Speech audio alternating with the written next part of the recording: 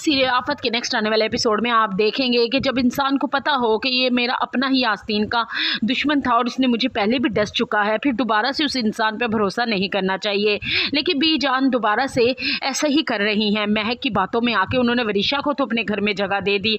अब वरिशा के थ्रू वो महक को भी इस घर में लाना चाहती। और अगले सीन में आप देखेंगे कि बीजान जब ये फैसला वहाज के माँ बाप को सुनाएगी तो वहाज का बाप तो कोई एतराज़ नहीं करेगा, लेकिन उसकी माँ को बुरा ज़रूर लगे कि जब वरिशा अपनी माँ महक को फ़ोन करेगी कि इस घर में तो वहाज और शिफा की शादी की तैयारियां चल रही हैं, डेट फिक्स होने वाली है, तो उस पर महक वरिशा के जहन में एक और जहर डालेगी और कहेगी कि ये श्री शुरू से ही बहुत चालाक है, ये मुख्तार भाई और मेहरुनिसा भाभी की चापलूसी करती थी, जिसकी वजह से तुम्हारे बाप का सारा बिजनेस इसके मियाँ को मिल गया। और अब देखो इसकी बेटी को वहाज भी मिलने जा रहा है।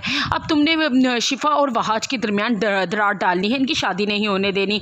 उस पर वरिशा अपनी माँ से कहेगी कि अब तो इन दोनों की शादी होने वाली है, डेट फिक्स होने वाली है, अब इन दोनों को जुदा करना इतना आसान नहीं है। उस पर महक कहेगी कि अभी डेट फिक्स हो रही है ना, शादी तो नहीं हुई ना, और मैं भी अब तो उस घर में आ रही हूँ, हम दोनों मिलकर दोनों के रिश्ते में नहीं, इन दोनों खानदान में दरार पैदा कर देंगे।